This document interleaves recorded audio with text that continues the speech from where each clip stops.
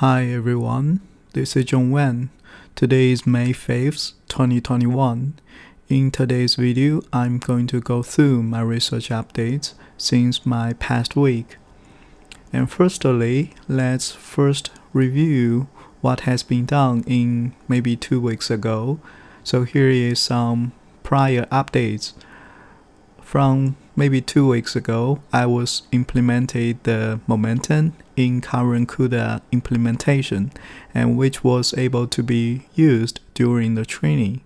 And maybe in the future, we can also implement RMS and Atom, which can be as add-ons in the future because they're kind of based on each other. So for example, here the add-on is based on momentum and RMS, and also RMS can reuse some variables set in the momentum. So the accuracy at that time was not so good. It's about 76 to 79% for the breast cancer dataset, and several trials have been taken, including alternative mathematical implementations and alternative CUDA indexing. So all the trials have been tried but not converge well, and further debugging in code will be needed at that time. So firstly, let's try to run what we have right now. So if we take a look at the code, we're going to have this structure, which is going to have two linear layers. First one will have 5 input and 2 input neurons, and second linear layer will have 2 input neuron, 1 output neuron, and then we will have sigmoid layer. And for this time, we're going to train about 1,000 epochs. So we can take a look and confirm it is indeed. So here you can see it's indeed 1,000 epochs. So let's get it started. And we can keep in going through the updates. This will take some time, but we will see the result at the final. And firstly, let's stop the execution and take a look at the initial data. And I try to print out many things, and this is something I try to print out as well. And for example, like the initialize weight matrix and bias, and for every layer, for example, like the linear layer. And here is a first very initial prediction on the every data in the training dataset. So for example, I print out the batch 1. So here you can see every time I print out batch 1, and they will always have the same truth value. So here is 0, 0, 0. That means the truth value is 0. If you take a look at the prediction, it's 0.53 or 0.45, which means if it's less than 5, it will goes to category 0. If it goes greater than 0.5, it will goes to category 1. So you can see there are many misclassification classified class for now, but we will see if we run into the end. So we can continue. It will go running. And let's get back to the slide. And here is the prior updates. And here is the good news. We have the, I think we have a great achievements in the past week. So here is a highlight of the good news. The highest accuracy of the breast cancer data set now comes to 91.489%. So this is quite competitive with existing libraries such as TensorFlow, such as PyTorch. So this is a big achievement. So I would say never say never, because I almost gave up through weeks of trials, and I found there's no way I can find out what can be the issue. But 2 weeks ago, I tried to set aside all the things and start over again. So I set aside all the online resources or reference on forward propagation and backward propagation equations. For example, like the A times W transpose or W transpose times A, because implementation in CUDA will be very different if the order is different. And the result the result matrix dimension will be different as well. So this is quite different. So I draw an neural network example on scratch paper and carefully analyze every input, output, weight, and bias layer by layer by myself. So I try to make a concrete example and see what should be the correct equation, what should be the correct orders. So based on that, I re-implemented all the forward and backward propagations on all layers. And I found out previous implementation, especially the indexing and the dimension, was very buggy. And I also found out several bugs in the CUDA kernel. And one thing to mention is that the bugs in the CUDA kernel was really hard to be debugged. Because of why? Because the code running on the CUDA kernel is running on the GPU cores, and the current IDEs, I believe every IDEs will be applicable.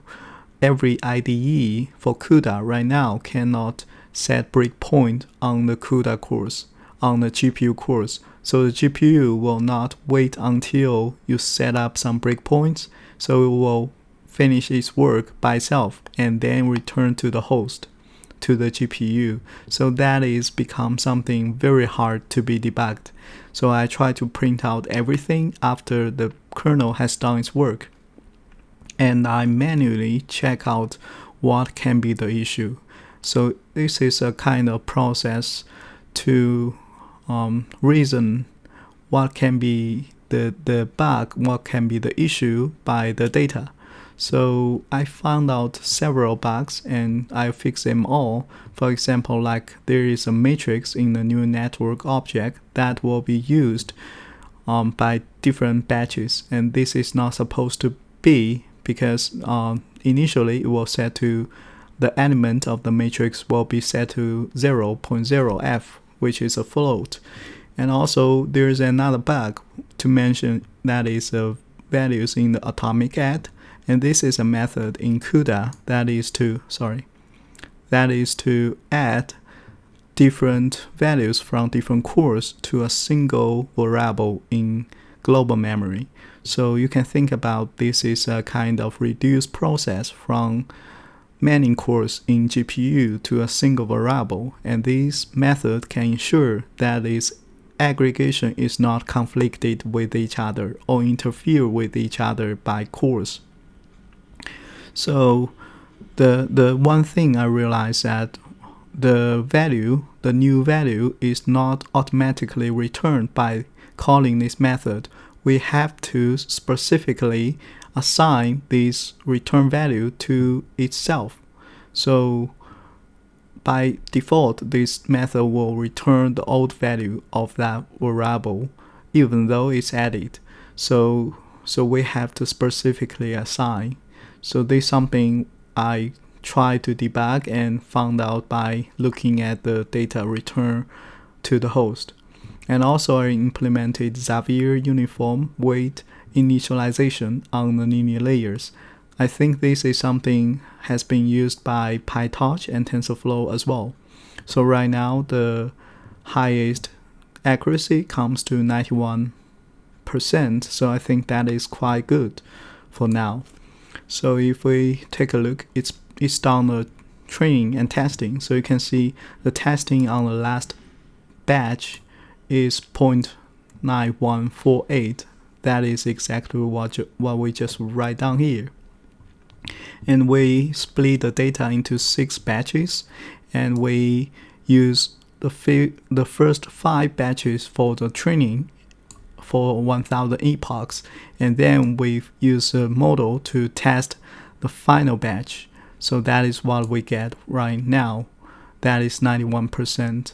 So if we take a look at the last few epochs, we will see the loss comes down to 0.3. I think originally it's come to 0.4 or something. And you can see in some batches it's really low. And I believe I tried that. If the epochs goes to 2000, it will all goes around 0.1, so the accuracy will be, the training loss will be very low. It's about 0.1 to 0.2, but it's very low. So that's something good to notice. Maybe we can even improve this result as well. So you can see from the prediction or testing part, and here is a testing. On the first column is a prediction score. On the right side is its truth value. So if we take a look at the first one, and its point prediction is 1, and the truth is 1. So this is a positive. This is a truth positive. And the second one is 0.7, and definitely it's greater than 0.5. And the truth is 1, so this is also a truth positive. And let's take a look at the truth negative. So here is 0.3, so this is less than 0.5. It's predicted should be category 0, so this is a truth negative. And we also see another truth negative, 0.2, which comes to category 0, of course. And you can see the truth category is 0 as well. So you can see there are many correct predictions from our current model. And let's pick out some wrong predictions, maybe. For example, like here is a false positive. Here is 0.5, so it will go to category 1, but actually the truth value is 0, so this is a false positive. And let's see. Yeah, maybe I cannot quickly pick up a false negative, but anyway, I think this prediction is good. And based on what we observed, the loss can be even decreased if we increase the epochs maybe to 2000 or even more, and it will go to really, really low. So until now, I think this is a really solid implementation, and you can notice that from the epoch to epoch, every batch loss is decreasing. So this is significantly make a difference, because previously they're very buggy. Some batches are decreasing, but some batches are increasing.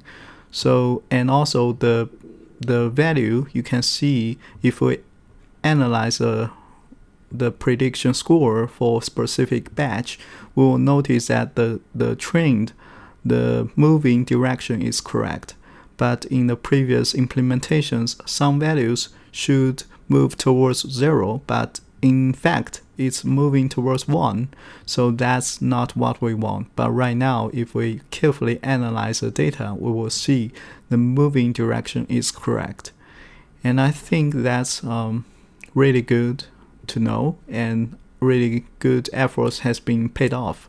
And I think this is something we can have a new start, and instead of starting something new and get rid of this, set aside of this work. So I would say never. And here's some progress of evolution or evolving to getting better.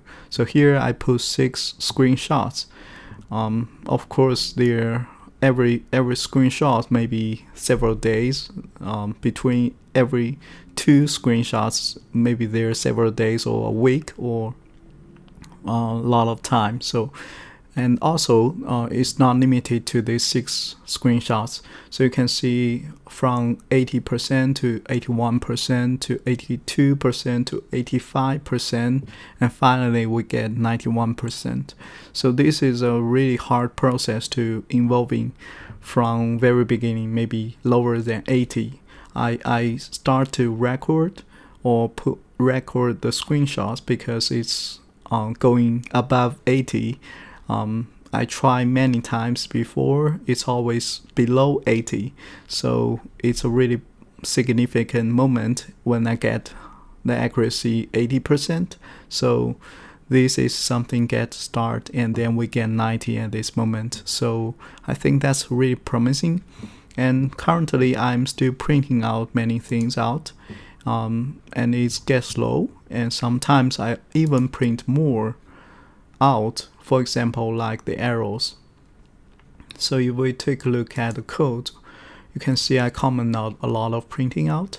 So here is something, for example, original inputs of matrix and every output from layers, layer by layer. So every layer's output matrix will be print out, and this is for double checking whether the previous implementation is correct or not, because as I said, the debugging process in the CUDA kernel is really hard. The only way I can think about is to print out the result and manually reason or manually analyze and check out what can be the issue. So, and also in here we are going to print out the prediction and true score, as well as a prediction arrow for every epochs, for every batches. So I think that's paid off, and right now they are commented out. And next, I think I'm going to apply the current neural network to the data that Dr. Che has sent to me. So this is a data set which contains a lot of rows, maybe 60 or 70,000 line of rows and 3 columns. I think it's a binary classification problem as well. And right now it takes a long time to train, so I didn't do it right now. Maybe I will get some time later and try this data set out and see how the performance is. So thank you so much for your time. I think that's pretty much for today's video. And until next time, happy coding.